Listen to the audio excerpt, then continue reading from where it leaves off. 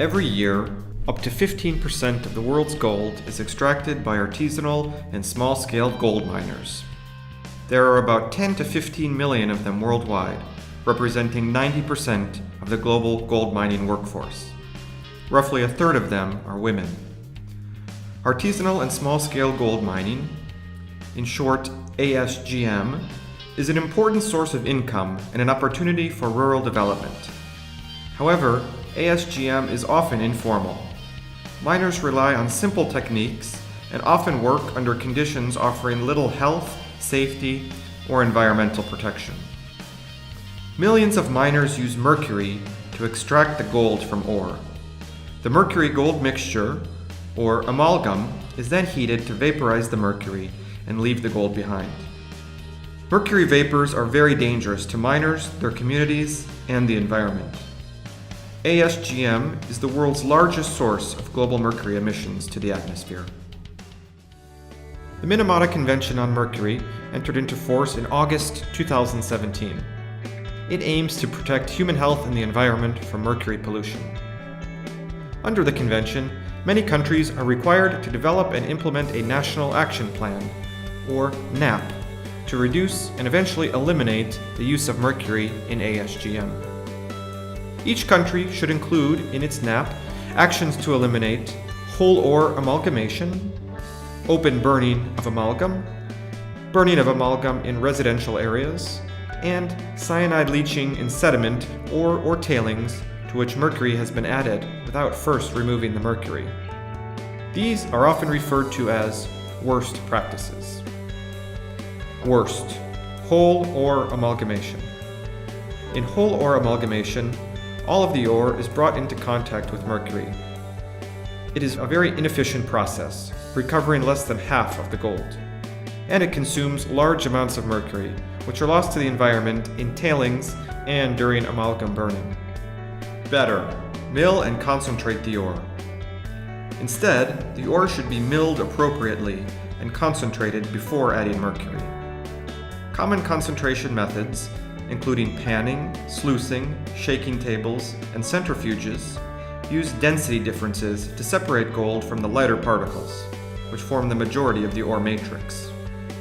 These methods can recover equal or greater amounts of gold while using far less or even no mercury. Worst, open burning of amalgam or processed amalgam. The miners heat the amalgam to evaporate the mercury and separate the gold. This is often done without use of a mercury capturing device such as a retort. Highly toxic mercury vapors are inhaled by miners, gold shop operators, families, and communities, contributing to the health problems among exposed populations.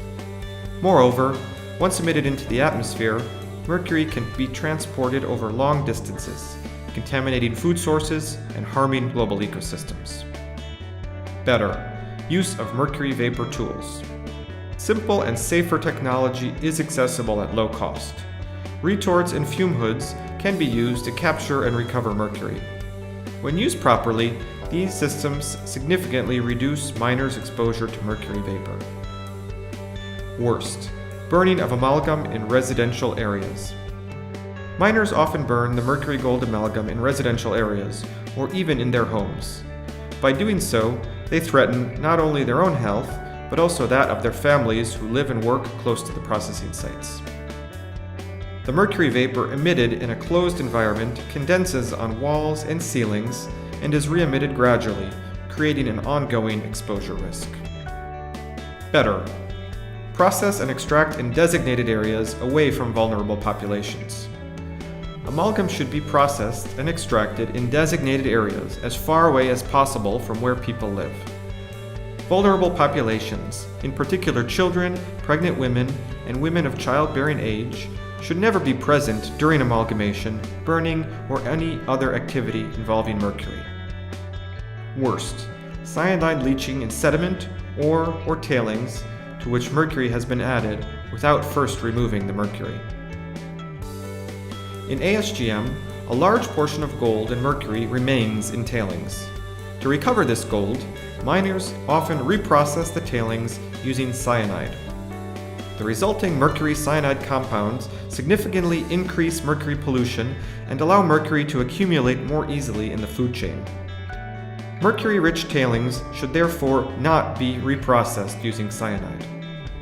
Better, ensure mercury is removed before applying cyanide.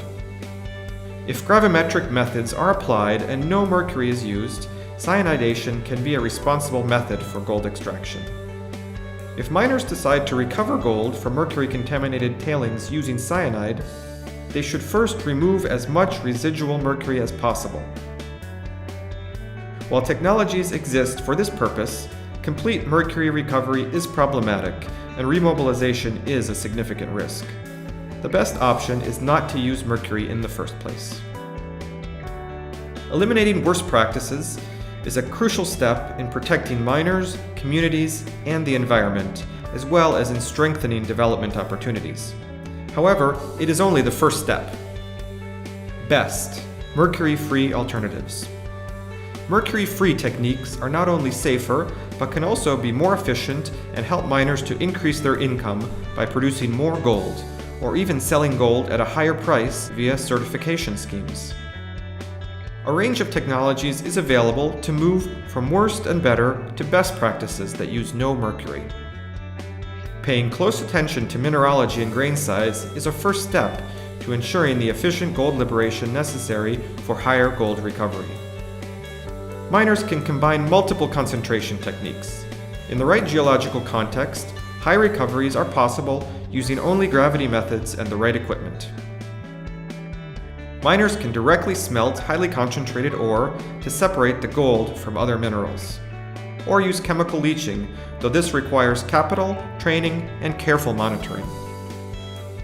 The best technique depends on the specific local circumstances, existing practice and knowledge, type of ore, access to human and financial resources, and many other factors.